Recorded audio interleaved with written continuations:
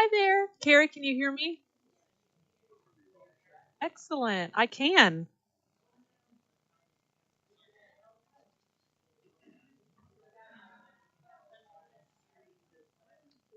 Sounds great. Thank you so much. Yes, it'll just be myself and Shazaz from Accenture. And then, Shazaz, do you want to practice real quick pulling up the compliance PowerPoint? Sure.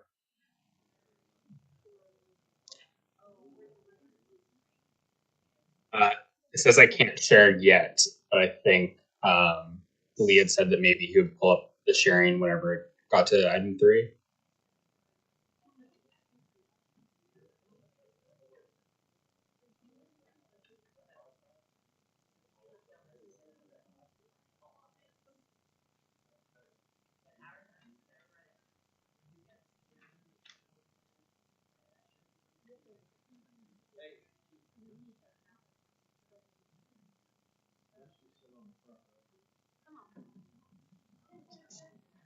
I'm back row kind of guy.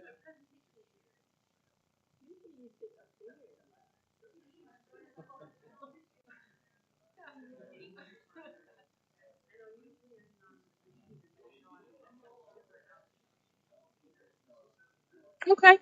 Yeah, I think the only is this you guys pulled that up? Yeah, the only slides are the compliance framework slides. So I think it's not the next one.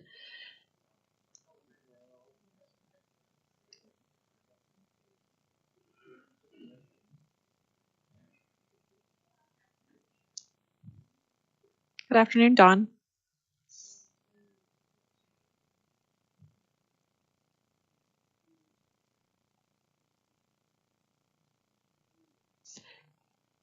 And maybe because it's a PDF, you just have to scroll down.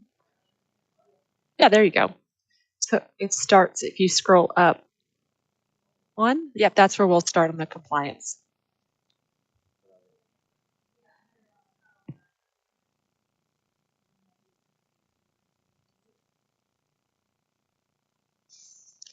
Yep. So this won't come until later on, item number 3, but these are the only slides we'll share and walk through.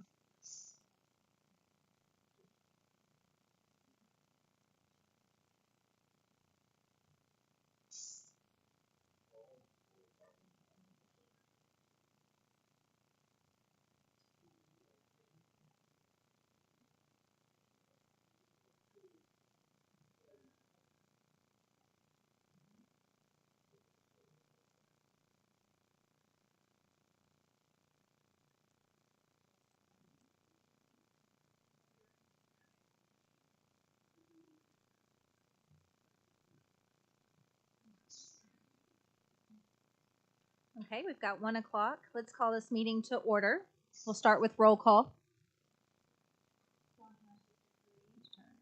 Dawn Cash, District 3. Present. Jessica Clayton, District 2, present. The notice of the meeting was posted on April 14th, 2023. So I guess we have no meeting minutes to review. We'll start with departmental items. Number 1 is discussion and possible action regarding a $50,000 increase in funding for FY 23 and 24 professional services agreement with the Oklahoma City Economic Development Foundation for economic development services for Oklahoma City. This is a $50,000 increase over last year and last year's contracts at $200,000. This was discussed at the last P&G meeting and deferred to today with discussion around the budget.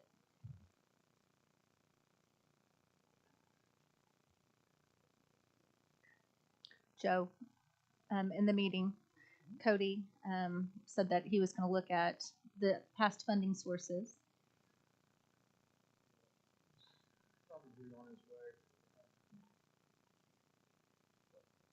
You want to move to the next item until he...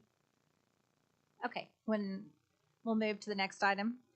Number 2 is discussion and possible action regarding policies, processes, procedures, and status report relating to planning, oversight, and administration of the Oklahoma County ARPA funding allocation. Sharon, this will be a standing item moving forward. If you could please add it to the agenda for all P&G until further notice. Jamie is joining us with Accenture via WebEx today. They were unable to be present, and she has some comments regarding this item. Yes, thank you. And hereafter, Jessica is going to speak about our internal process and how we're going to meet weekly and then report back to this group. You'll see what we've done on the agenda today is pulled out specific items. There are 61 total projects, and a lot of this is some additional compliance and cleanup items. So that's how we'll move forward with putting specific items on the agenda. And then there are several items that have been closed out, fully appropriated. So you'll see a couple of those projects on the agenda today as well. And then Jessica, do you want to share our internal process and how we're going to have our weekly meeting and communicate with P&G? Okay, so it was brought to my attention in order to stay on top of the projects that we have with ARPA and what we discussed in the last policy and governance meeting is that there will be weekly meetings, and those meetings will be held with Chantel, her team, Micah, the owners rep with White and Associates, as well as anyone else that would like to attend. And so those weekly meetings will be held on Wednesdays. And my thought is that we need to make sure that we have the agenda items from Accenture in a timely fashion, so that way they can be provided to all the committee members to review, as well as Chantel, her team, and Micah before they're added to the agenda. And so my suggestion would be, after they have their weekly meetings on Wednesdays, that the committee members would receive those, as well as Mike and Chantel would receive those agenda items from Accenture by 12 o'clock on Thursday. All changes would need to be sent from the committee members and Chantel and Micah by the end of the day Thursday. Accenture will send final P&G items by 10 a.m. Friday, so that way we can get them added to the agenda. Is that something you would be willing to entertain, so that way we can add these agenda items in a timely fashion and be able to review them prior to being added?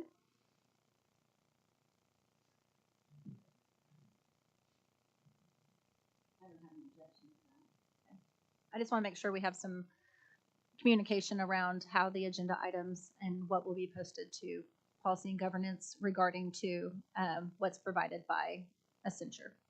I do like specifically having as much data with as much time possible before these meetings. That's been an issue for me. I think Cody raised it at one recently, where the more time that we have to review prior to would be very valuable for me. And so our hope is, Joe, are you That opposed right. to that?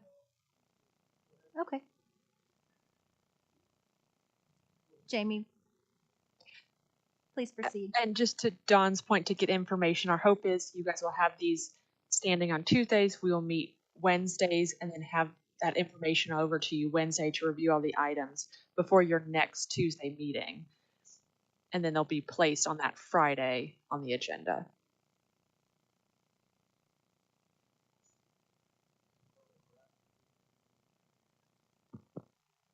Just from a censure. I mean, anyone can add agenda items. I just want to make sure that in policy and governance, in the last meeting, we had discussed that they had meetings so that way they could bring it to. Okay. We just want to make sure we get them ahead of time and that we have time to look and make sure that there aren't any errors. Is that okay? Okay. And then I just want to make sure in regards to who will be adding those agenda items to policy and governance on behalf of Accenture. Accenture does not have access to Legistar. What are your thoughts on who adds Accenture agenda items? Yeah. And are you okay with that, Jamie? So it was proposed that you are allowed to have access to Legistar, so that way you can add the agenda items to be discussed at the next policy and governance meeting. Does that work for you? That does. Yes. Great. Works for me. It was a lot of work adding those. So great. Well, do we have a motion in order to move forward with number 2 and having Accenture add those items and adopting the timeframes stated?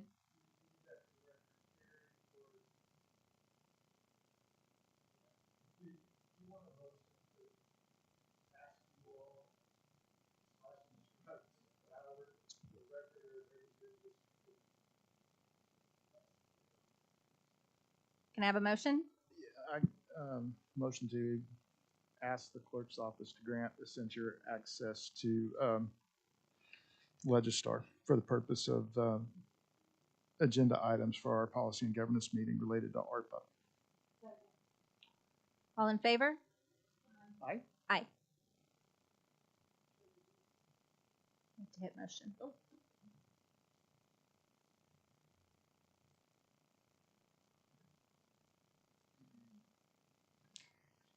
Okay, so I'm going to skip to number 22 because it is a duplicate. It was my error in adding these to the agenda, and so can I have a motion to strike number 22?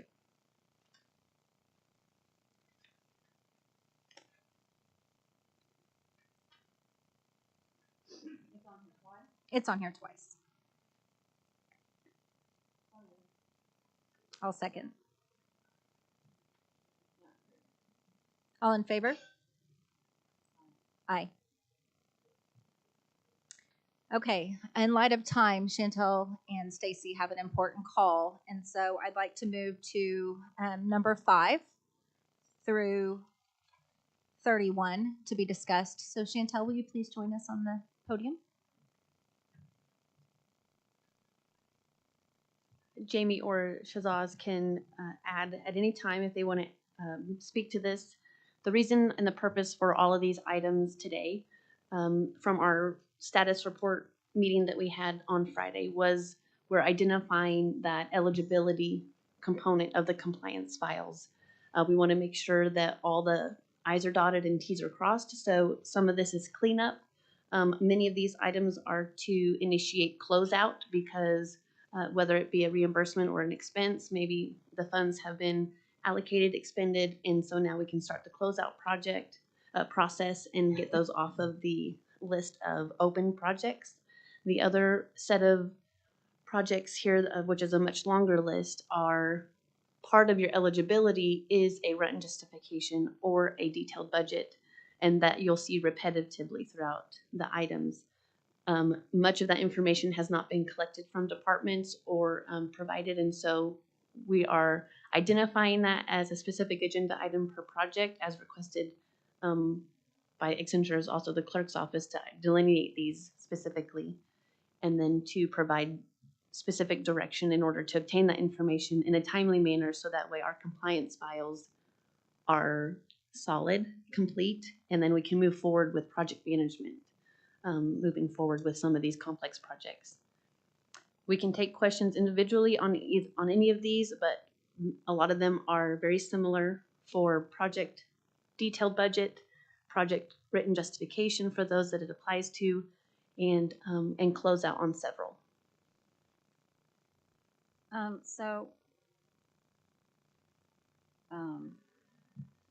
Well, I'm not, forgive me for not following what our action is here. We are going to move to direct someone to finalize a budget, or it's different, I assume, for each one, but I'm not, these, agenda items, I was unable to discern exactly what we were doing when I read them.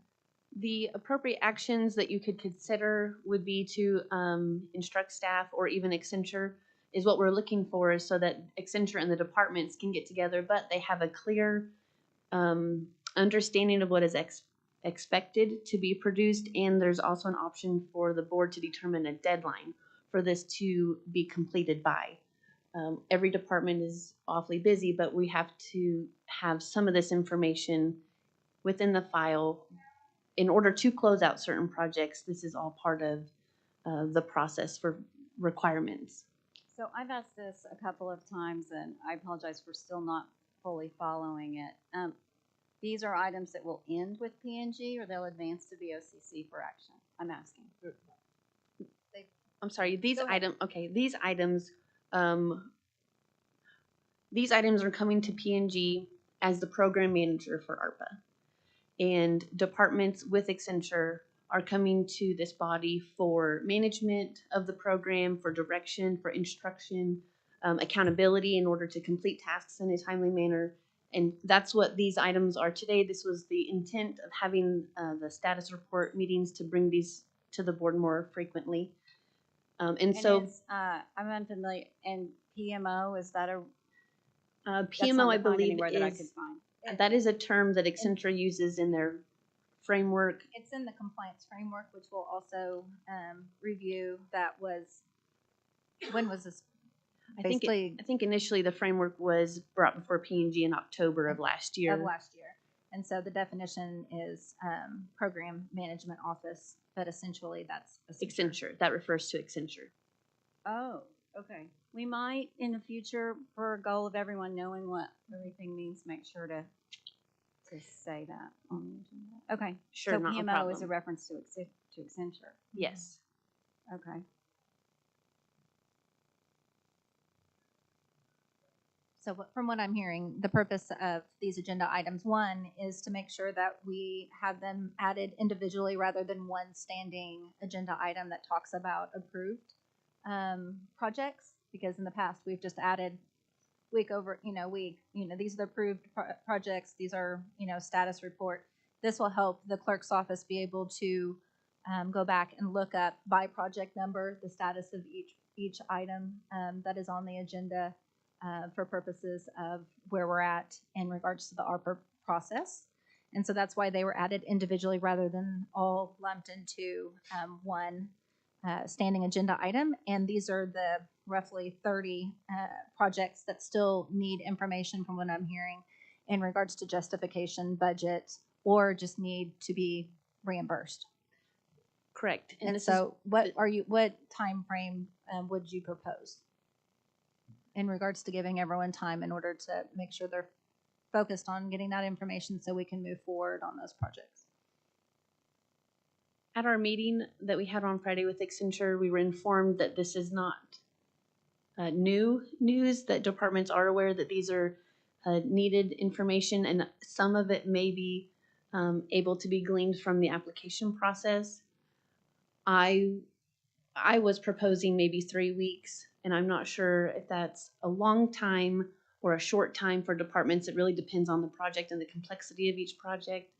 But if I had to give a recommendation, I felt 3 weeks may be reasonable. To help me understand, Sure. for instance, on number 5, disaster recovery hardware replacement, what exactly is it that's lacking that we're needing here?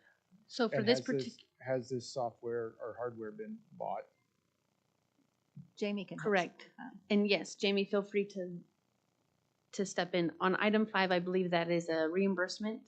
Okay. And so the reimbursement was made and completed, and to close out, there's a closeout process, and I believe the department has to sign off stating that it is complete, no further expenditures needed, and no further funding needed. Accenture kind of explained this process to us. It is part of the closeout framework that they're going to present to you all, what those steps are for closeout and things of that nature. That's what this is kind of alluding to. So Okay, this is it a gives direction. reimbursement. It's already been bought. Correct. We have the purchase orders, we have the receiving documents. Here, this is a matter of basically affirming that we've received it Correct. and utilized the ARPA funding. And to give Accenture direction to start closing out projects that are finished. Okay. And it also gives direction. You have 2 projects that are closed that have not expended all of their money. And so if we get that document saying that there's no further purchase orders to come for that additional money, that indicates this body could reappropriate that money back. They're small amounts, but Right. we wanted to make sure and validate with departments that the project is fully closed out. All right, and then Jamie, give us an example on number 6. I mean, I know what a detailed budget, but what else are we looking at here that is lacking before moving forward? For number 6, the juvenile elevator capital plan, Gone to bid or state contract, all of that? What? The detailed budget, I believe, is part of the initial application of a project. Jamie, you can explain this. This is before any of the procurement starts. This is just all within the eligibility component, where a detailed budget is required to show their request for this amount will be spent in this way. Whether it be a breakdown or multiple purchase orders, multiple bids against that requested amount, that information for a lot of projects is not available. I haven't seen it or accessed it, and Accenture would like to discuss that with departments to get that from them. Okay, bear with me, but we and then the BOCC approved these projects based upon an amount, if you will. So Yes. What I'm hearing now is that's not necessarily the project budget in all of these That projects. BOCC and P&G have been discussing total amounts, but not necessarily the breakdown of that amount. In order to move forward and understand why I'm issuing 5 purchase orders and you only approved 1 amount, a detailed budget is what is put in the file for justification for 5 purchase orders. Not to allow it, but to justify it. So that's a lot of what this information is needed for. Given that, will that information be presented to us on an ongoing basis, right? We approved elevators. I can't remember the exact amount here. Right. 1.5 million dollars for Sure. 2 or 3 elevators, whatever it was. So now we're gonna potentially see something different, right? The detailed budget won't change the amount that was requested. I guess what I'm asking. In the event the elevators are now $1.8 million, what are we doing? That'll have to come back before this board unless there's other funding to support that project. Okay, and departments and others are they aware of that potential? I haven't had any direct conversations, but I know that it's been discussed in multiple public meetings that if projects come in, and the departments I have spoken with about bids, when bids come in, yes, they are aware that that'll have to come back before P&G. If the amounts are far over, even under, that'll have to be part of the project status that we've supplied to you all. Will you be communicating with departments about that? Will it be Accenture as we're going through this process? Accenture will be the primary point of contact and managing that information and making sure it's collected timely. And Stacy and I and Micah, we're all trying to help internally to help facilitate that as well. And then on those items where there are written justifications necessary, three thresholds. One where there's none, I think it's under $1 million to $9,999,999 is one type of justification. A more expansive is for those that are over 10. Correct. Okay. Is everyone aware as they were going through this process that although they were likely eligible, approved, that once that documentation was received, there might be a change in the status? And will that be a part of the process that Accenture is going to be notifying people of? Moving forward, I believe, Jamie, you can step in. Now that we have identified the meeting that we had on Friday, we've identified projects that are lacking these justifications. That was step one. For those projects, many of them are capital related, and Stacy is aware, at least as a primary point of contact for capital projects, that justifications are needed. Other departments, I think Accenture will be, or I shouldn't think, but Accenture will be contacting them to discuss this need for the written justification before much more activity can move, before we can move forward. That written justification is to solidify the eligibility. Did that answer your question? Sort of. And seeking that needs action by this group. Oh, Stacy. I think syncing a I'll just- deadline. I've been doing some emails with Accenture this week. I sent them all the breakdown budgets that they're looking for. You gave them a total budget. I gave them how much is going to engineering, how much is going to the owner's rep, how much is going to construction. They now have that on many of these projects on the list, which helped them quite a bit. I also sent them a scope of work for one of our projects so they could help them write the written justification. And then there's some other projects that they have assigned someone to write those written justifications. I give them a little bit of information, but not much. And then they can call me back. We got a conference call set up for next week, 2 different times for them to ask more questions. And they also have a contact with the original department that submitted the project to try to glean that information and get these written justifications done. So I think got off to a good start to get this going. I'll let them say if they agree we're off to a good start or not. But I think we did some good stuff this week to Thank help you. get this moving. Hey, Hannah. I just have a quick question. Sure. So we originally presented our requests and provided, we went through the application portal, we worked with Accenture, we provided all this documentation, and then we went through P&G and then budget board, BOCC. We've kept all those dates, have all of that information, and now we're going through another justification process. I just want to make sure I understand because I haven't gotten any communication about re-going through any of That's that. a fair statement. Absolutely. And Okay. Jamie, do you have anything to speak to? Hannah, is it the project for I think the? we've got about 6 on there. Yeah. And then on the Elevator, ones that capital are plan. owner's rep, is that we provide that like update throughout, or is that owner's rep? Is that Stacy? Is it? I just want to make sure I'm doing everything I'm Yeah. supposed to do because I'm especially with our capital projects. Other than the actual like contracts that I've been doing, I didn't know that I had an additional role in those as of right now. So I'm happy to do whatever I need to, but I need to know what I need to do.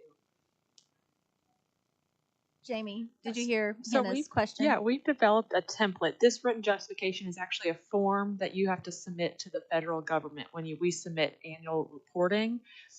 And this form we have to clearly identify harm caused to additional comparable capital expenditure projects. And so we're filling out this written justification form that is required for federal reporting. And so it won't be a heavy lift,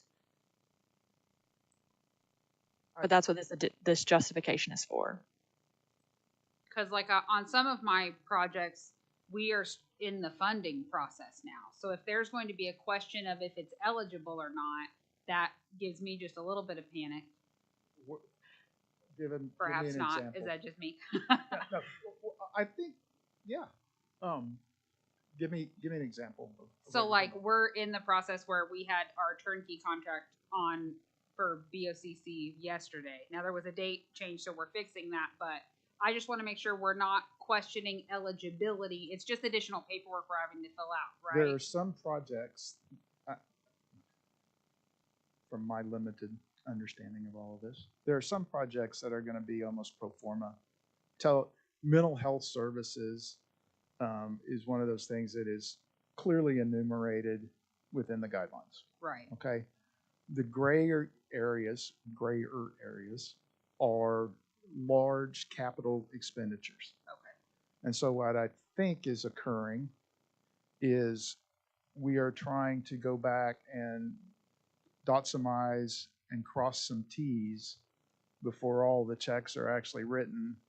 And we find out later on that we spit impermissibly and we have 120 days to come up with Right. X $1 million, which we don't have laying around. So I think that's what you're seeing, probably some things that could have been done differently, but it's essentially a pause. I think everybody should have received a memo to that That effect, we're right? learning, sure. But so they'll contact us for the information that they need. Yes, That's what I'm hearing. that is what I'm hearing. Okay, They'll thank contact you. you, walk through, provide any assistance that is needed in order Great. to obtain all the information that they need to feel comfortable moving forward. Okay, great. Thank you. Rich, you're puzzled. Rich is puzzled. Yeah, so am I. Welcome. Can we switch to item 5 real quick? Because I can actually speak on this item, thankfully. Okay, so item 5, this is hardware. We have gone through the funding phase. We submitted a quote. We have all the paperwork submitted into purchasing. The hardware is currently sitting in our data center right now. We're awaiting professional services to do deployment at the offsite. What exactly is left for us to do? I'm not, that's what I'm trying to figure out is if there's more to do, what's the extra step So that we need to do? Let me try. I don't think what you're hearing is what we're telling Hannah may not be necessarily And what yes, is needed for that's you. why this is just for me to understand for our department so that we know what to move For forward. you, it sounds like we need more of a confirmation, essentially the receiving documentation again, right? To Okay. check off that this was purchased using ARPA funds, we received it, and it's being installed. And the reason I wanted to speak specifically about this item was this was not a reimbursement. This was a direct expense item. And that's why I didn't know if it made a difference, but I think there are going to be varying stages of information sought using these agenda items, if I'm. Okay, fair enough. These were the agenda items provided by Accenture in regards to projects that still needed some form of underlining information in order to either have completion status or be able to shore up the risk and or be able to make sure that we've got adequate budget and detail so that way when we do have POs that we're not questioning eligibility. Does that make sense? And so they in order to not have one standing item to where we're just grouping all these and no one has any idea outside of their presentation what we're referring to, we put them on an agenda so that way we could track them in regards to the status.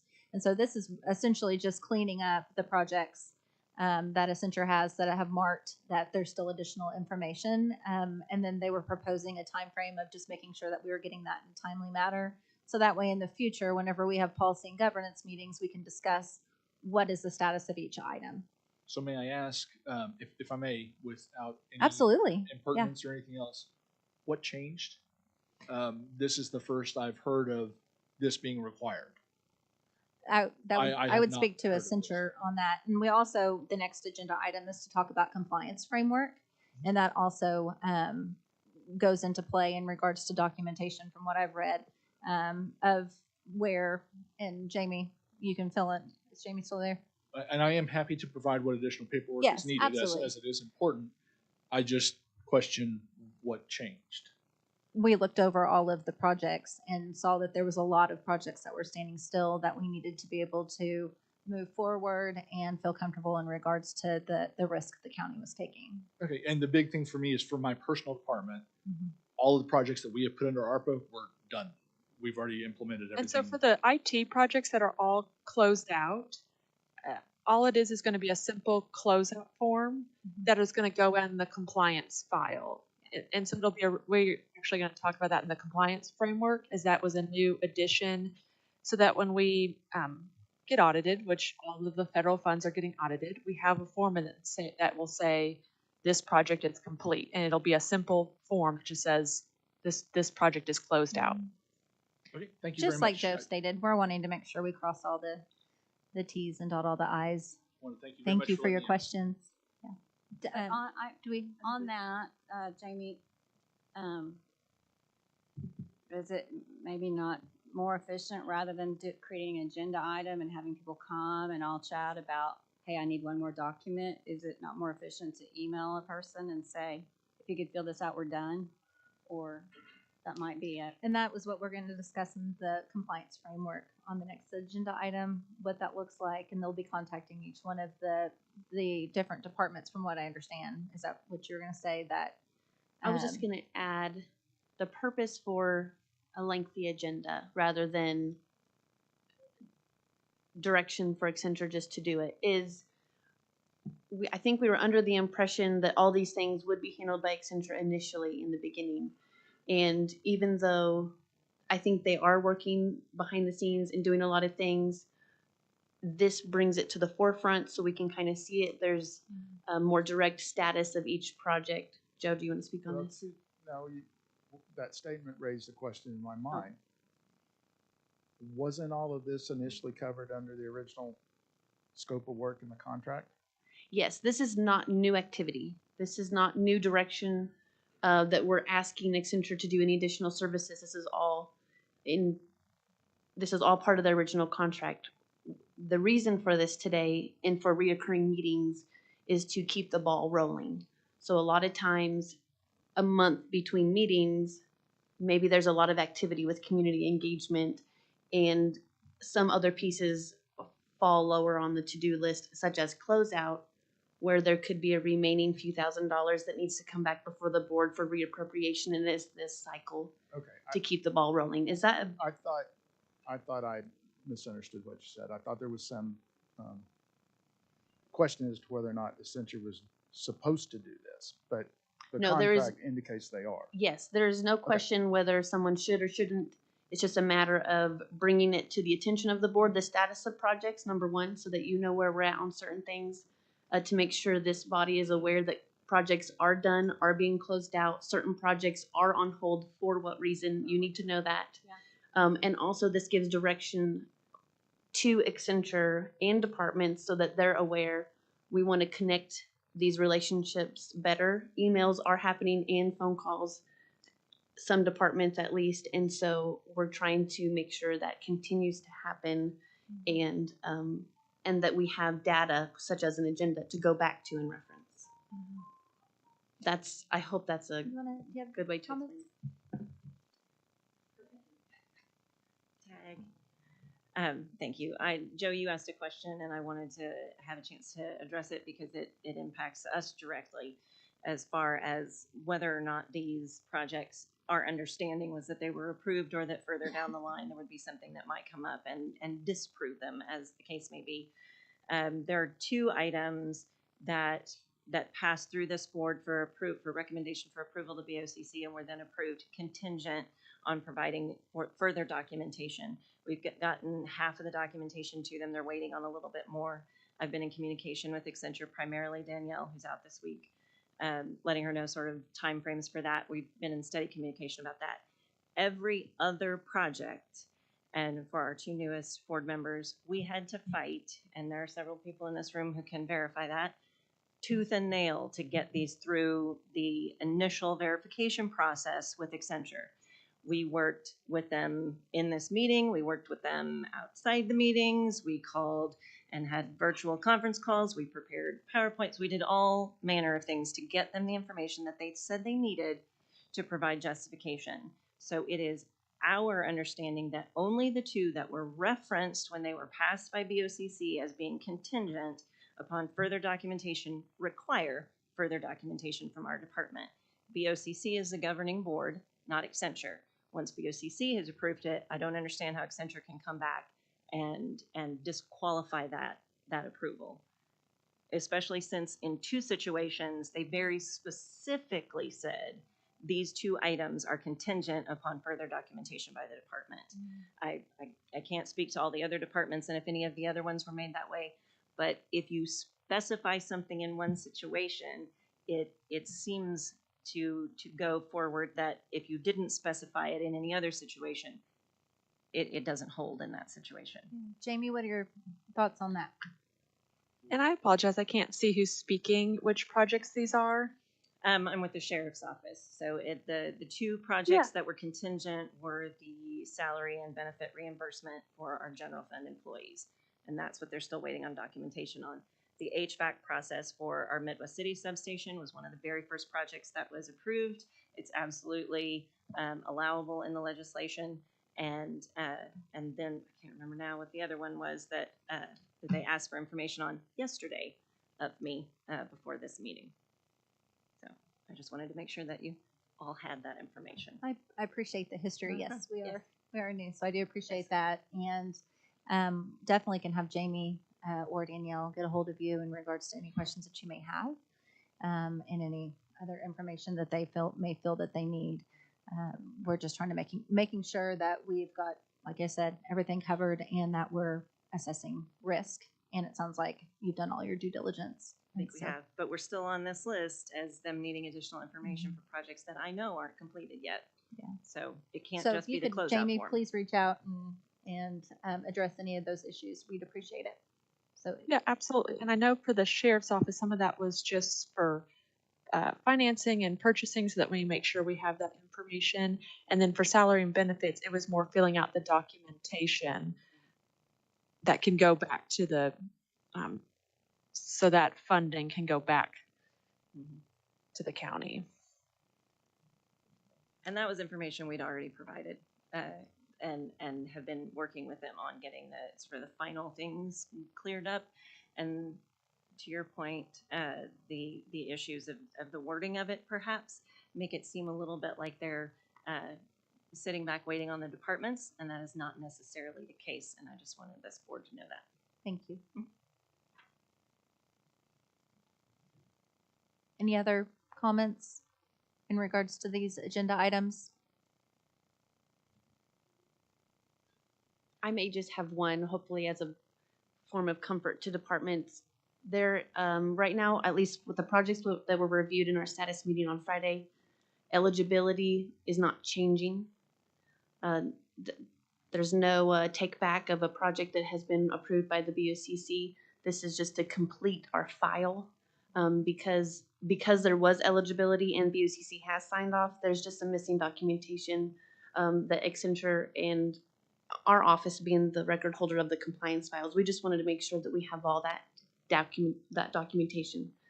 This is step one to try to collect that information. I hope that answers some concern. And I'd be happy to answer any other questions on these items for any department that may not be here. There is one on this list.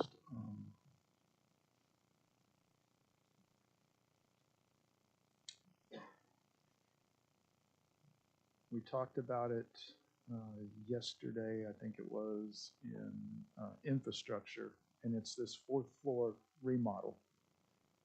And you'll recall that the discussion centered on that because of some practicalities with what we thought we were going to be able to do, there may be some additional changes that were necessary, and it was suggested that because the scope of the project has changed significantly from what was initially looked at, that Accenture would review the entirety of what's being proposed to make sure that some, all, none, wherever still fits within the purpose and permissible uses of the funds. Is that conversation ongoing? Yes, Accenture asked for me to set up a conference call between them, the owner's rep, and myself and Chantel. I haven't set that up yet, but I'm in the process of setting that meeting up so that we can re-review the project with the proposed changes. And I'm not sure, as I stand here today, that I'm 100% clear on what those proposed changes are because I need to hear back from the three offices as to, you know, there's a lot of different directions we can go here with this project. But maybe the Accenture and us need to meet first before we come back to you.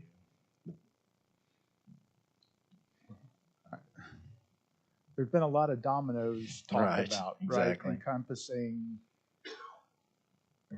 space on the first floor, space on the third floor, space on the fourth floor, And the ICB, and space in the ICB. correct? All of those components should be discussed. Yes, I'm not sure that I'm aware of all those components either. exactly. But we'll make sure everybody Contract. gets to discuss those, and we'll start with Accenture, us, and the owner's rep. Well, I think a starting point would be what was discussed yesterday in infrastructure, right? Yes, which was Okay. that. All right. And how long do you think before that project has been reviewed and looked at? What kind of time frame are we looking at? Well, I'm gonna try to set that call up for next week. Okay, perfect. Okay.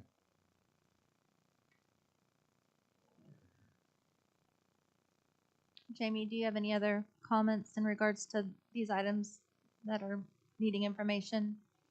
She had proposed possibly a time frame or deadline. Is that something we want to discuss or entertain? Dawn? I think Chantel said 3 weeks, but I don't know. I'm sure some projects are going to take longer.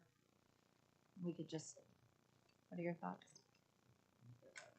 Just give me 1 second if you don't mind. Yeah, take your time.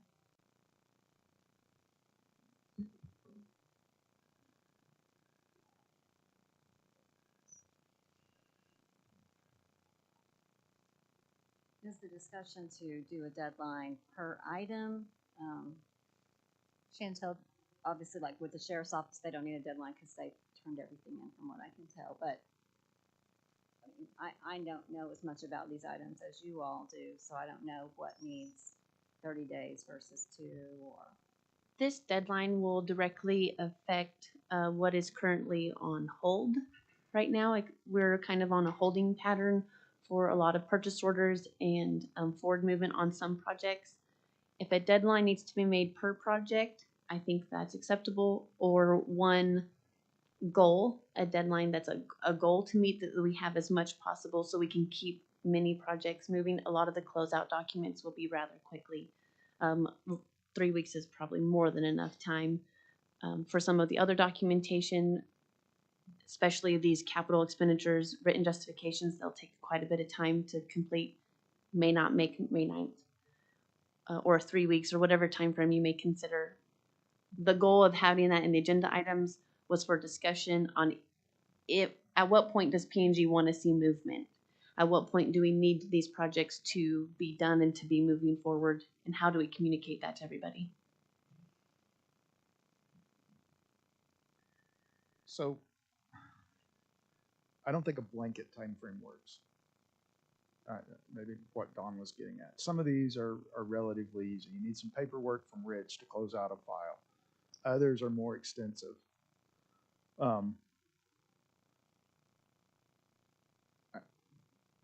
We certainly want to move because we face deadlines, but we don't want to move so fast that we miss something. These written justifications are going to be complicated, I think, to put us in the best position. So that takes as long as it takes, in my opinion. Jamie might be able to speak to this. I'm under the impression these as relates to written justifications in our capital projects.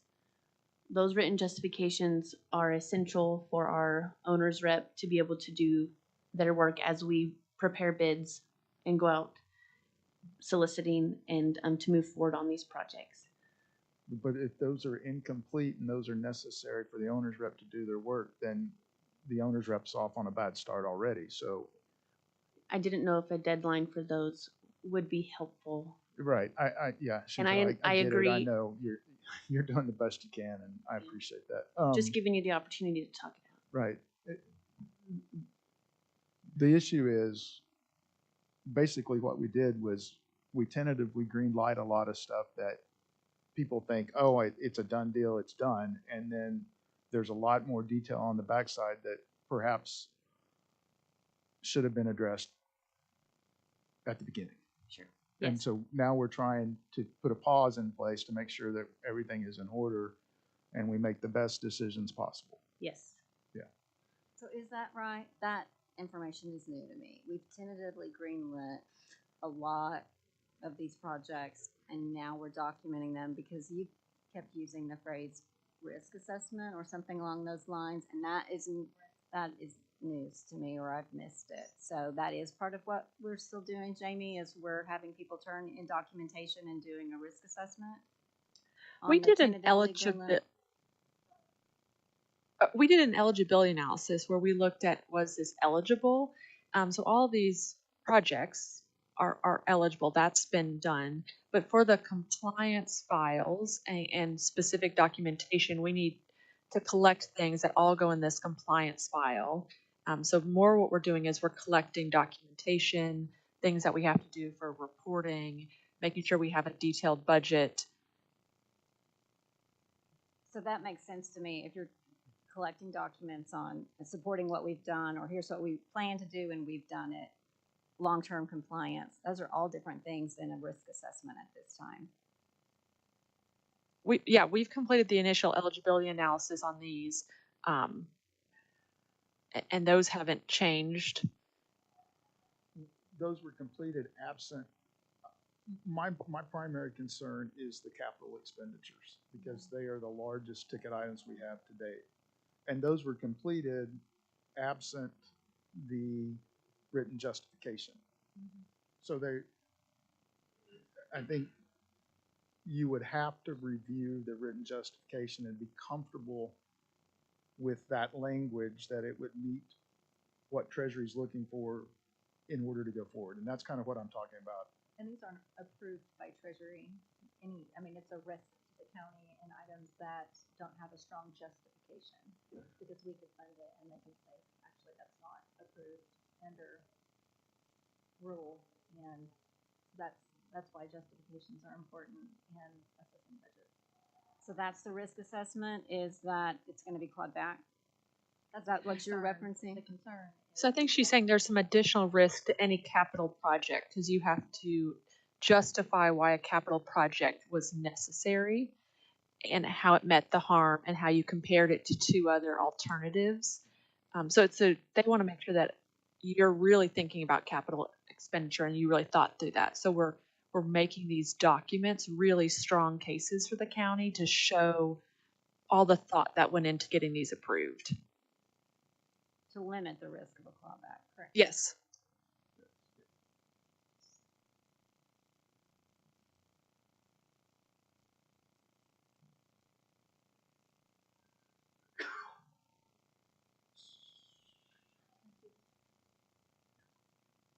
So on this report,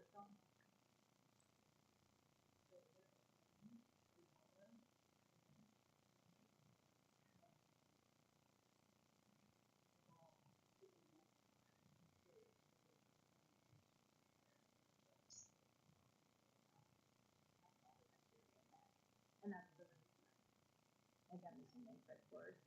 But my concern is making sure that we've done everything we can in order to keep the county safe in regards to funding projects.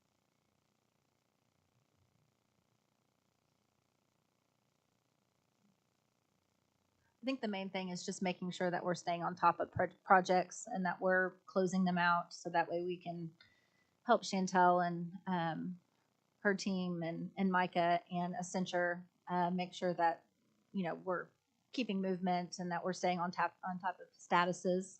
And so, so maybe we don't need a definite, I guess, blanket time frame. But if there is a project that is at a standstill, maybe it could be a recommendation to policy and governance per that project that we do put a deadline on it. And so I would just encourage everyone to provide the information. Accenture, you know, will be relying heavily on you in order to reach out to the teams in regards to what is needed. And then in regards to adding the items to the agenda, what are your thoughts moving forward? You provide the agenda items. Will you be adding items that are of concern, or what is your plan moving forward in regards to tracking purposes for projects? Jamie? Yes. So what I'm hearing is those projects that we can continue moving forward, written justification, closeout documentations, those don't need to be an agenda item. We'll just continue to move forward with those. But then ones where we need some movement, we'll make those an agenda item. Okay. So Is that what I'm hearing? there won't be any action taken on the items as of today in regards to timeframes. So therefore, are you ready to move to the next agenda item? Dawn? And Joe? Okay. Joe, are you ready to move on, or do you have any other questions? Okay. So we'll move on to the next agenda item, which is number 3, which is discussion and possible action regarding updates to the Oklahoma County's ARPA compliance framework, including additional clarification on roles and responsibilities and additional attestation documentation on compliance checks throughout the preparation and purchasing process. And so Shazad's going to help walk us through this compliance framework, but just for some history, this was first presented at the November P&G meeting. So this majority of what you've seen has been presented before, but we're adding a couple other layers in compliance checks. And so he's going to highlight for this group and then where those additions to the compliance framework is. And then we'd be seeking from this group an adoption of this compliance framework.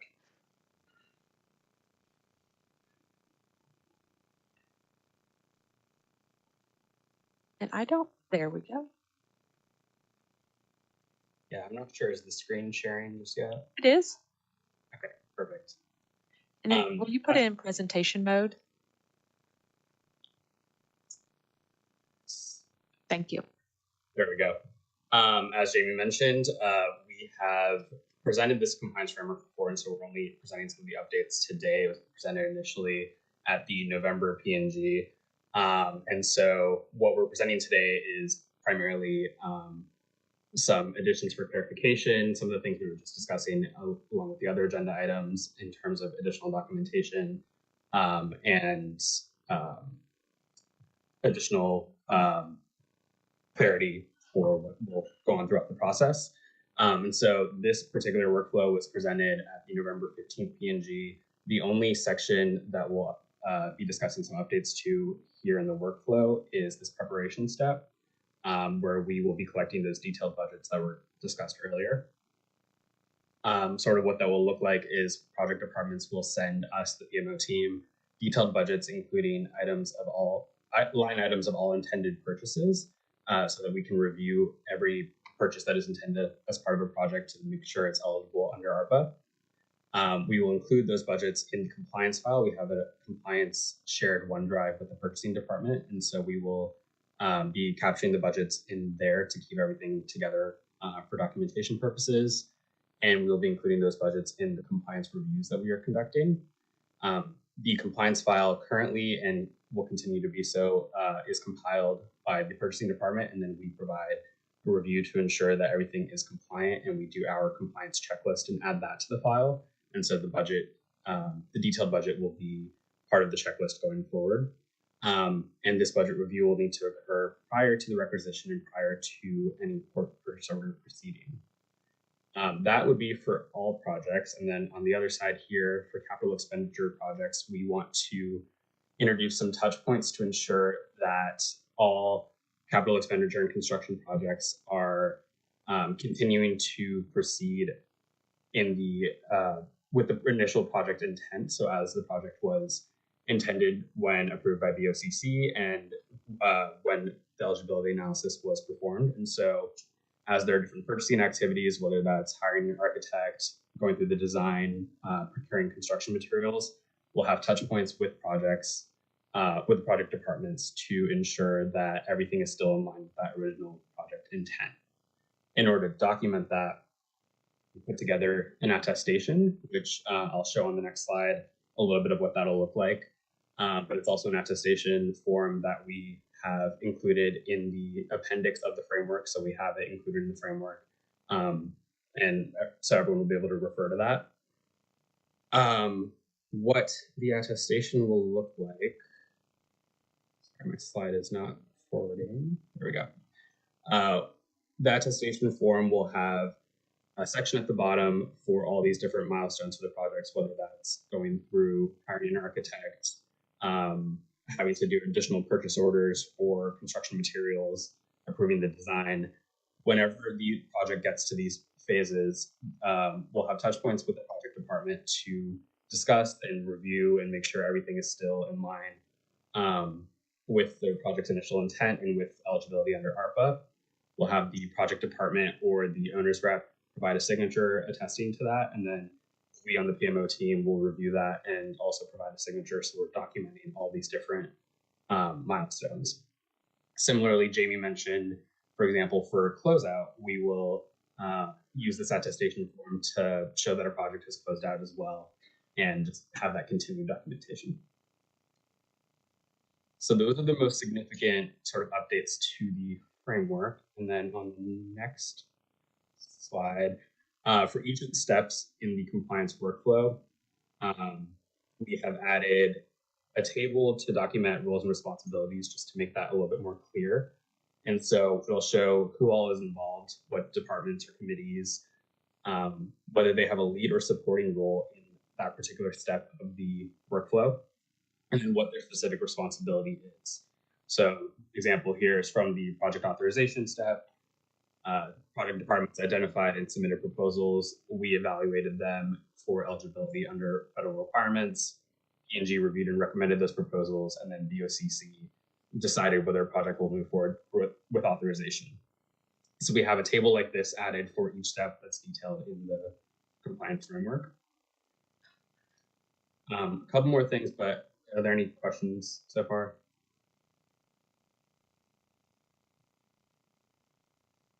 Wanted to highlight a little bit or detail really what the process flow is for the subrecipient agreement. This is the process that's already been followed, but we wanted to capture and make sure everyone knew who's responsible for the different processes here.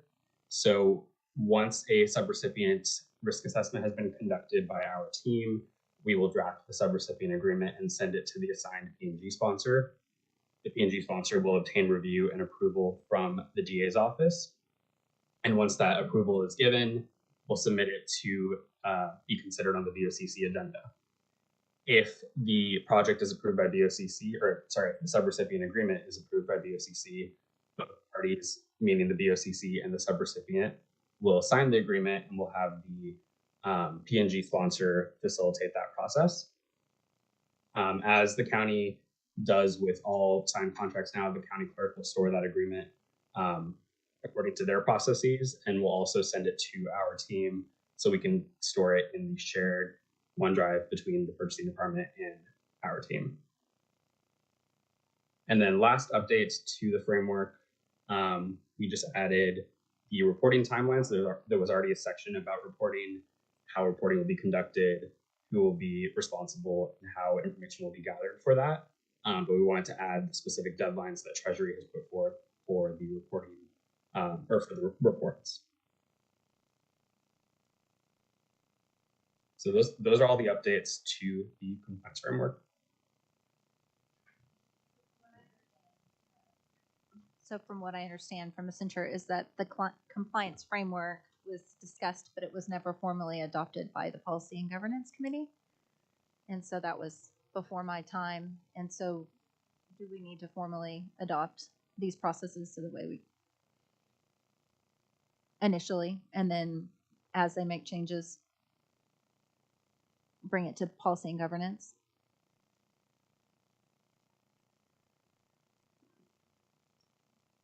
That would seem to make sense. I do want to, can we put that first slide back up? I think it was the first slide. Yeah, no, I'm sorry, the second slide. Apologize. Yeah, right there. The, on the all projects, the asterisk statement down there at the bottom, I believe that was included in the memo that was going to go out to everyone. Is that correct? Why we were hitting the pause? And the importance of you all reviewing what is anticipated to be bought with these funds prior to actually being bought. Was that communicated? We haven't yet. We have the memo went out on the pause. We haven't reached out to the. We have a lot of the detailed budgets, but on the few where we don't have detailed budgets, I'm asking for those detailed budgets. Right, but I thought we were also, I understand the detailed budget and maybe it's semantics, but it needs to be made clear that if people order things and then during the review process it's determined it was ineligible for ARPA funds, they have created a debt for the county because we are obligated to pay for those things. So the importance of providing accurate information with regard to purchases is vital. And that has been communicated that bluntly, I hope. We have not currently, but we can make that reach out on this accurate information, and then any changes that get made to the initial budget that was passed will need to be brought forward. Right. If I as well. say, if under the likely eligible, so just so everybody understands. So under the likely eligible, if I said I was going to buy 1,000 nails, Mhm. and I come back and I buy 1,000 bolts, I have changed the project, and potentially the 1,000 bolts, even though I bought them, received them, is an ineligible expense. The county still is going to have to pay for that. So just so everybody's aware, the importance of providing these documents ahead of time is crucial. Right. And that's why we added the items listed in regards to making sure budgets are received. Two It comments. goes beyond the budget. It's the Yeah. specific items Details. to be purchased. Yeah, and that's the challenge that Chantel was having is I feel like purchase orders were going across and they weren't aware that those items were going to be purchased for some project. And so that's why we're trying Okay. to define those. The email that went out for clarification indicated that a pause was put in place on purchasing at the direction of this board. That's correct. That's essentially all that Okay. the information was, that it would be forthcoming. One of the questions that I have about the changes to the compliance framework is that attestation form. When we presented our written justification for the initial reimbursement of salary and benefits to our special revenue fund, so not the general fund money, but our special revenue fund money, which has already gone through the process, Accenture provided us an attestation form that they wanted our division captains to sign, saying that they were aware of all of the ARPA rules and that all of this was eligible under that. We argued back and forth with them. That's not on our division captains. What they provided to me was information about the amount of time that their staff spent on work that was responding to COVID. And that's what we ended up allowing them to attest to. We're not going to allow our division captains to attest to something that it is our understanding the consultant is here to demonstrate eligibility for these items, not our division captains. So I have concerns about that change to the compliance framework. Jamie? Yeah, and so we could change the attestation to say, I attest that I am only purchasing those things and moving forward with those things that have been approved. I think what we're just trying to showcase along multiple steps along the way is that eligibility has been reviewed.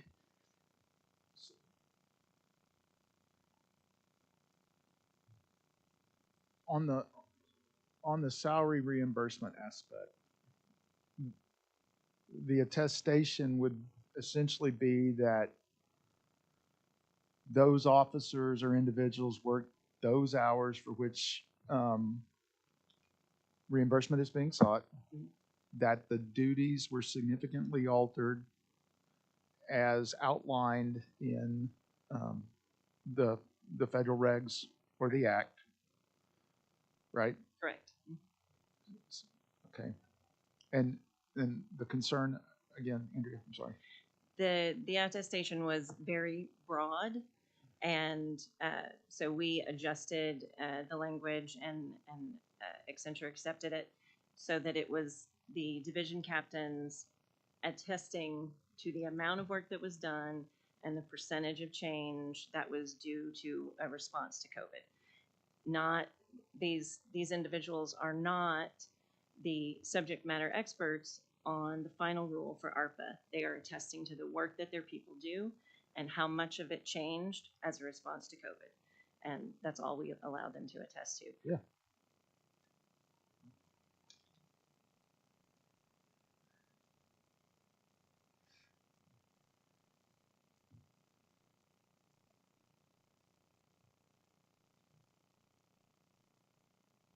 Jamie, we can't hear you if you're speaking. Oh, was there a question? We can move forward with an attestation that if you go to the attestation page, Shazaz, and so where it actually says, I agree, and we can put the actual eligibility analysis here. And so for example, what Andrea is mentioning is that one is clearly eligible under pay, salary, and benefits for public sector workers, public safety workers, that we could put the category here, and that they are attesting to their purchasing within that category, and that if they're making any other additional purchases that change based on what's approved, that's what we just want to attest here and document here. I feel comfortable moving forward with those changes. More of this is just creating record and documentation over time that each step along the way fits back with the eligibility and the intent that was passed. Is this a requirement for audit?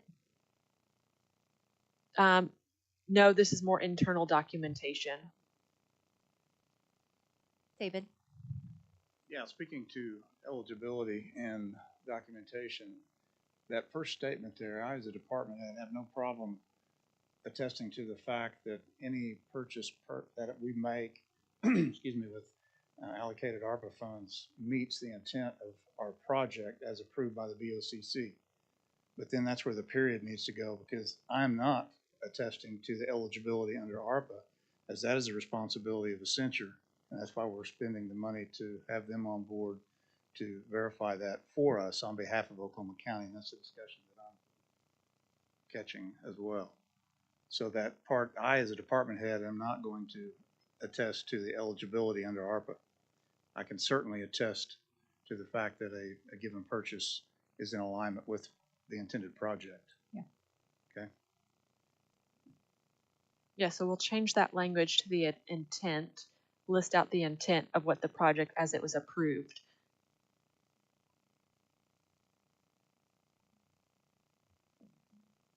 Thank you for those comments. That's what we're here to do, is look over these.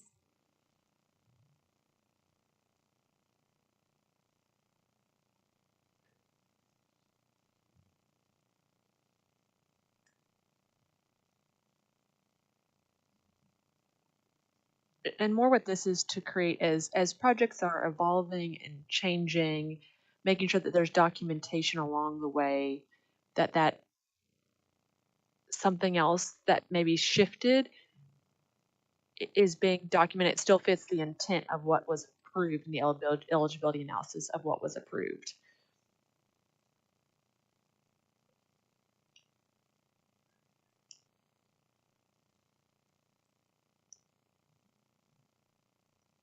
Another reason why I had asked about the compliance framework or any type of documentation in regards to processes. And so I just wanted to make sure, since you do have 2 new committee members, that I understand what has been proposed and adopted or worked from, up until this point. And so that's another reason why. So that way myself as well as Dawn Thank you. have the opportunity in order to review and be aware of, because I wasn't aware of until here recently that we had this document. And so this is a good time, since we can't communicate amongst ourselves in ARPA, or not ARPA, as in Accenture as a whole. And that's why it's important to review these documents. But I do feel like, and we can continue to review them and everyone can provide feedback, but I do feel like something needs to be adopted.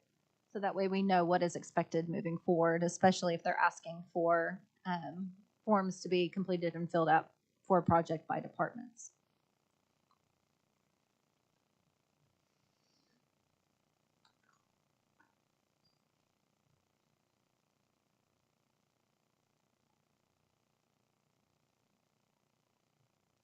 Jamie, I know it's hard for you to hear, but I would like for you to speak up in regards to, why you're bringing this to the table, the agenda items. You guys are awfully silent.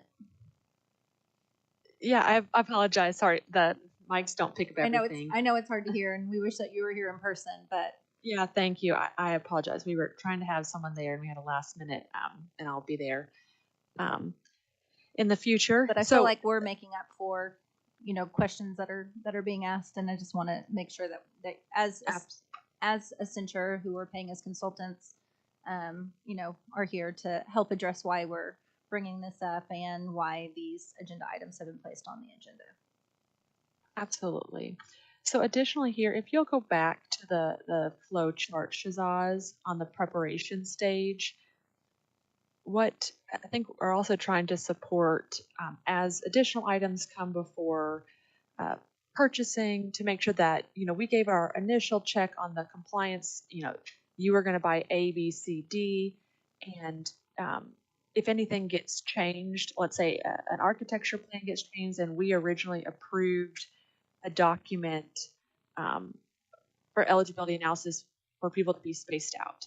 And then we want to make sure and check with the architect, this was why it originally got the eligibility analysis, why it got approved, to make sure just a step along that stage so that everyone knows. And then a final, when it gets designed, this is why it got approved. And so to document that on all the steps along the way, versus us giving our upfront eligibility analysis and then that getting passed off and never checking along each steps of the process that it's meeting the intent and why it got approved.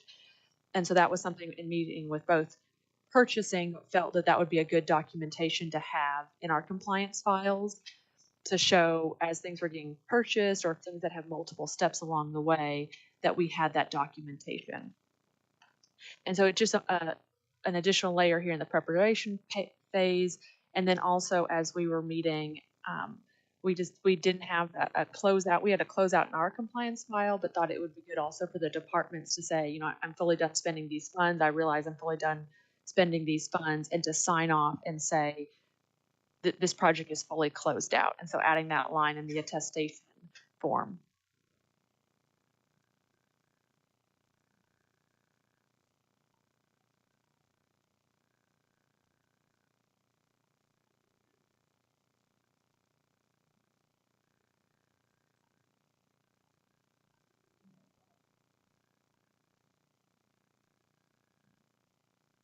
Okay, is there anything else that you've added? Was everyone aware that we have this in place? Has everyone seen this that's in the audience? Keith? Okay. So are you wanting us to approve the changes to the compliance framework? Yes, I think that would be good And guidance with an so addition that to the everyone form? realizes it. this has been passed.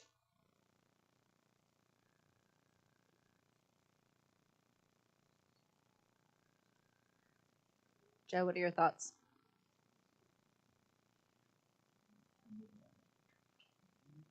My only reservation is I'd like to see the actual attestation. But So having them, I'm generally, yeah, this is fine. okay. So well, what I'm hearing from Joe is that we would like to receive the final attestation completed Yes. and then brought it back to the next Policy and Governance Committee. So that way we can finalize it and then approve the ARPA compliance framework. Dawn, do you have any other suggestions or anything that you would like to see in regards to this document? No, but just so I understand, this has all been previously adopted by It this has not body. been. It has not. It was Simply just what they're- presented. Simply presented, but never adopted, but that's what they've been somewhat working under. And Okay. so, having some definition in regards to especially a contract with a consultant in compliance framework of what they're expected and not expected to do is important. And so, I feel like if they're working off a document, we need to adopt it as policy and governance. So so we they can move forward. presented it and said, here's our plan, and you're wanting us to 2022. ratify that. Okay. Keith, do you have any other? Yeah, it appears this is being developed and defined on the fly for perhaps audit purposes. I think it would be a good idea to include our owner's rep in the event we have or are subject to any kind of an audit. Those two would certainly be working together. So my suggestion would be to reach out to our owner's rep and work hand in hand with them when developing these kinds of processes. I think that's an excellent suggestion. And so whenever they meet weekly with the owner's rep, as well as Mike and Chantel, they can definitely discuss that and they can provide that feedback moving forward in regards to the changes and adoption of the compliance framework. But you're suggesting that that back and forth occur before we adopt anything? Or no? Say again, I'm sorry. You're suggesting that back and forth occur before we adopt anything? I think so, because in my meetings with the owner's rep, they're familiar with these processes at Treasury. And I might say perhaps more intimately than some. So I think they would be a good resource. Good, thank you. I like that recommendation. I do too. Thank you, Keith. Anything else from you, Joe? I want to throw this out because I understand Mr. Barnes, Andrea's concerns, and about not being subject matter experts on the attestation. So I throw this out. Y'all can mull this type of language over, but based upon the review and determination of project eligibility by Accenture and approval by the Board of County Commissioners, the following I attest the following purchases, acquisitions, expenditures, etc., are permissible under the project as approved. Something along those Yeah. lines. That sounds good.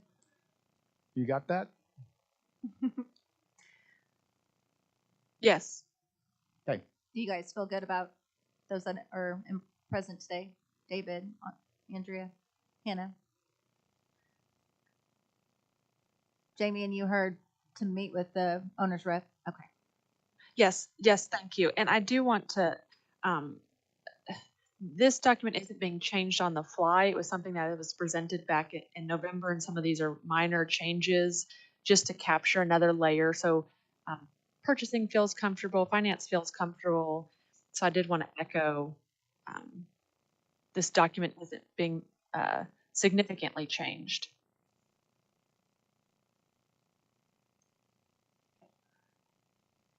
But yes, we will meet with the owner's rep. We will make sure that they are comfortable with all steps and that we have them included in this compliance document. Okay. So we will defer number 3 to the next policy and governance meeting to review for those changes. Okay, you ready to move on? Oh, do I need to make, okay, all motion to move that, defer that to the next policy and governance meeting. Do I have a second? Yes. All in favor? Okay, the next item on the agenda is number 4, and that's discussion and possible action regarding evaluation criteria and priority categories for the ARPA community application proposals. This documentation was provided from Jamie to the committee members, but since it wasn't added to the agenda, I would like a motion to receive the document. So moved. All in favor?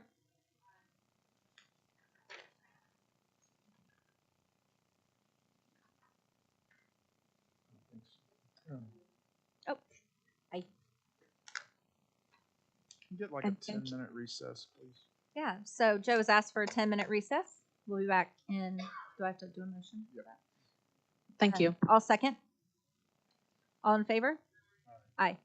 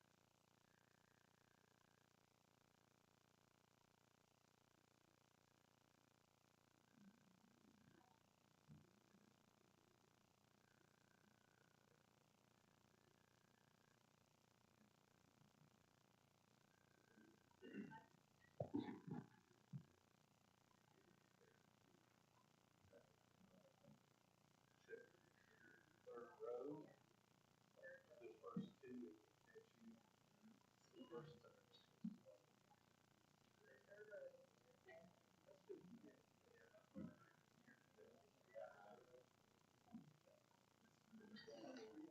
have a motion to adjourn the meeting. All in favor?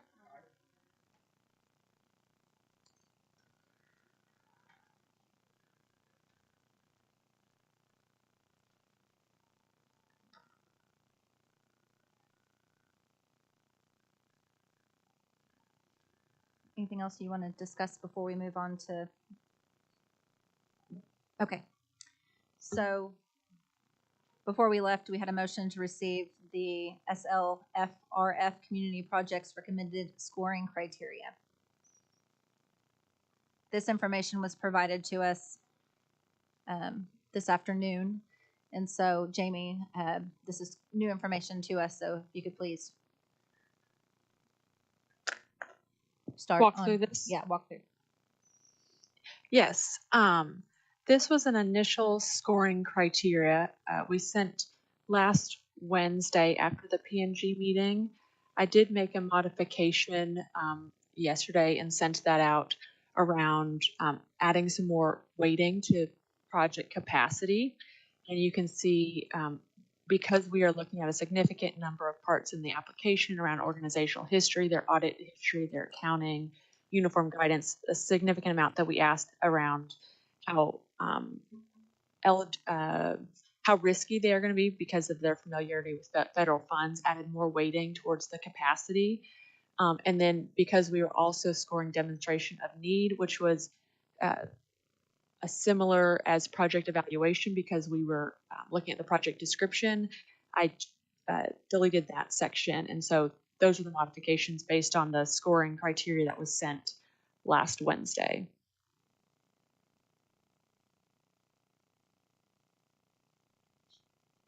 So Jamie, thanks for sending this. It's a good starting point. My first question is, when you're looking at these criteria and the potential points on the disenfranchised, disproportionately impacted communities, that only has a 530, where some of these other have 1050. I'm curious why that would weight less when the guidance clearly indicates that the purpose of these funds is for those communities. So the reason was there are some categories that don't require disfranchised or disproportionately impacted communities. The Treasury denotes certain categories where there's a preference, but other categories like public sector capacity, they don't prioritize disenfranchised or disproportionately impacted communities. So because not all of the categories have that preference, this was seen more as an additional, because we know that this board has that intent that disenfranchised and disproportionately impacted communities have some preference. Well, you're correct. That I probably did a bad job of phrasing that. But if I recall correctly, when you're serving communities that are in these areas, it does give you more latitude in some of the projects you can undertake because of it, right? Whereas some of those others may be more restrictive. If you're serving one of these disadvantaged communities, isn't there a little more latitude? Yes, there's definitely a preference, but there are categories. It's all of your public projects, the public sector projects. So you have several cities, for example, that have applied for funds like equipment. Those projects don't have to prioritize disenfranchised communities. But we can, if the will of this board is to make that equal, and so then only those projects that serve disenfranchised communities would have that equal weighting.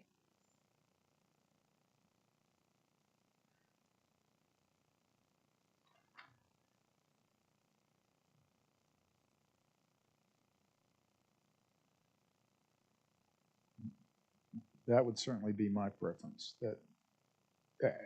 My preference would be that would weight higher, that the money would get to those areas that are most in need. And as I think I've said in previous meetings, that is not limited to one district within this county.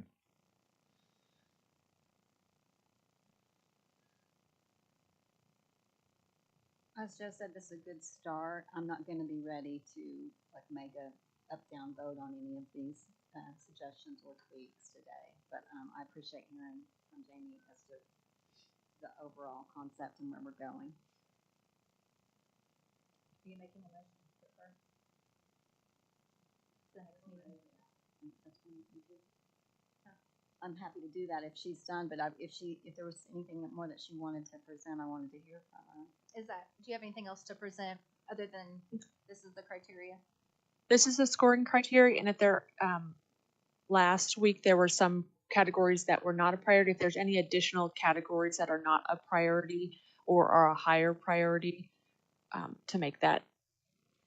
So have you done just a rough assessment based off of these criteria? How many of those projects listed higher, like kind of a number breakdown of how this impacts our total number of asks? I mean, is this defined enough in order to help us come up to a decision in how we, allocate that 4.9 million? I think this will be a good start. There will still be a third of the applications. I'm going to give an estimate here that are very significant. They do a great job of project evaluation. They have funding. They're in a disenfranchised community. They meet capacity. So it will narrow it down significantly, but there will still be more ask than there is dollars. So any suggestions on how we further drill down in order to identify the most reach and impact based off of all three of our interests in regards to areas funded? I have another question. Does capacity necessarily favor larger organizations? It will also favor organizations that have previously gotten federal funds, just based on the way the weighting is right now, that they are familiar with federal funds and grants and compliance, which Right, but if will you're likely be your larger organizations. if you're looking at $100,000 to an organization that has a large budget, that's a drop in the bucket, as opposed to an organization that has a minimal budget, where an infusion of say 25,000 would be extremely beneficial for the population that they're serving. So are we disadvantaging some of our smaller groups?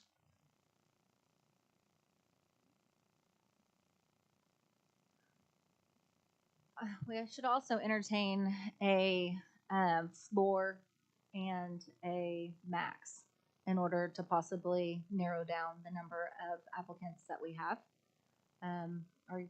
What are your thoughts on that? In regards to, for clarification, are we going to give larger grants, or are we going to focus on smaller $25,000 grants? I'm just trying to I'm trying to identify some criteria to help us. Yeah, I don't think narrow. I'm in a position to weigh in on that yet without even seeing Looking at that. Okay. what this might So look like. I will make a motion to defer to the next meeting for number 4, so that way we have more time to review the document that was presented to us late this afternoon. All in favor? Aye. So we only have one more agenda item. And Jessica, just for clarification, do you want us to make that modification to increase disenfranchised or disproportionately impacted to be a higher weight, or wait until next week? We would like for you to wait till Why next don't you present us several different options? options? Yeah. I want to see something that's That going to would be narrow this down to, we have too wide of a net and too many applications to help us be able to narrow down to 4.9. And so we need guidance, and I think we're headed in the right direction in order to help us narrow down those applicants. But I would appreciate several options as well. Yes. So we would like several options at the next meeting. Okay, so last agenda item, which is number 1, discussion and possible action regarding the $50,000 increase in funding for the FY 23 and 24 through 24 professional services agreement. Cody, do you have an update on that?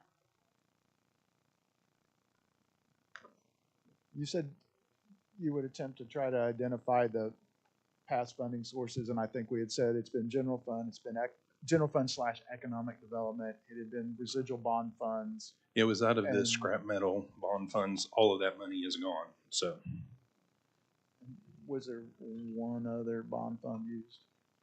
I don't believe so. Just that 2003. one. Yeah, no, So the all- 2003 was more limited on what you could do with it. So all of this would be out of general fund? Correct. Unless, we found it, somewhere else. But as far as those bond funds, I don't know that there's anything else that's available. Certainly what we've used in the past is not available. Help me if I'm not remembering correctly. Misremembering, I think, as Roger Clemens said. In the past, the chamber has come over and done a presentation to the budget board. Do you recall that occurring? Yeah, I think it was a month or so ago.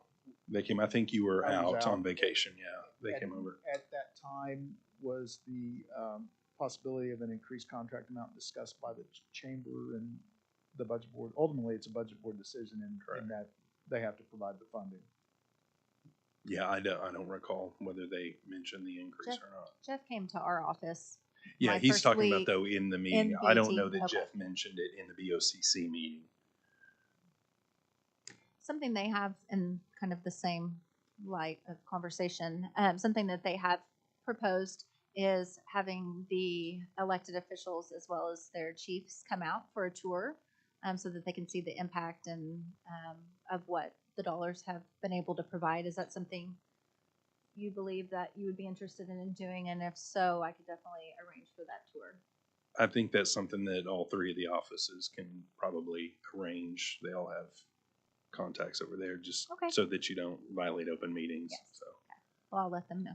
Yeah. That was something he asked. yeah, I think, and if anybody needs, Patty's information, you can get it from Jeff. Sounds great. So just to clarify, will this be the first time it's been fully funded out of general fund? No, Strictly no, funded it's out been of- fully funded out of general fund for the last 2, maybe 3 years. Yeah. It'd be the first time that it's gone up over the 200,000. And Cody, I can't recall, was this this current year's contract, was it within the general government line item? Or Yes. was it the 9,500 economic development? It's General government.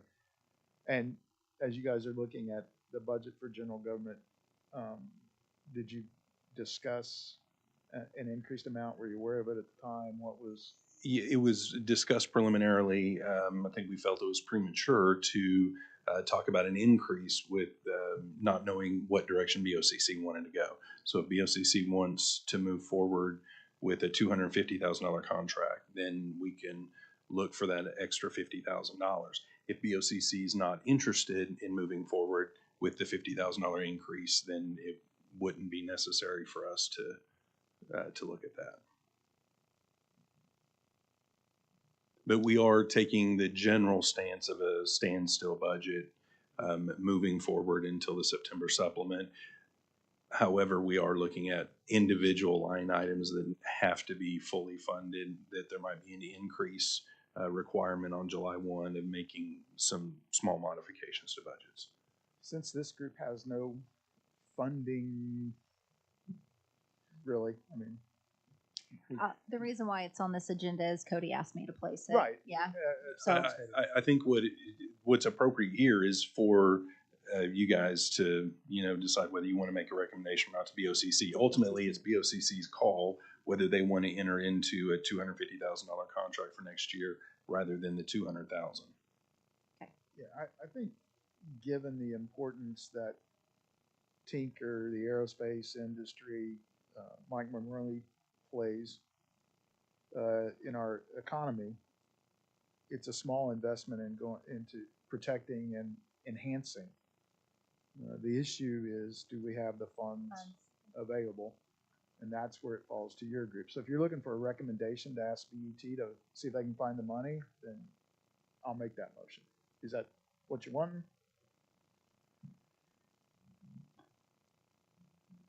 Okay, Do we want to move it? refer this to the BET for consideration in the upcoming budget at the amount of $250,000.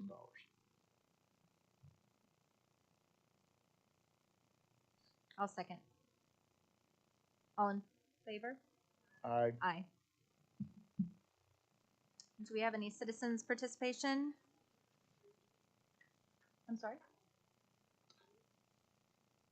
Number 32 was addressed by, which was discussion and possible action regarding ARPA project, court clerk, fourth floor, whenever we were discussing all of the ARPA projects. Yeah, that initially is what I said, but Joe went ahead and brought it Okay, up. so on 32, for just clarification then, for Stacy and the ARPA consultants to proceed as discussed. Does that help you, Sharon? All in favor? Aye. Aye. Any board comments? None. I get a motion to adjourn. Second. All in favor? Aye.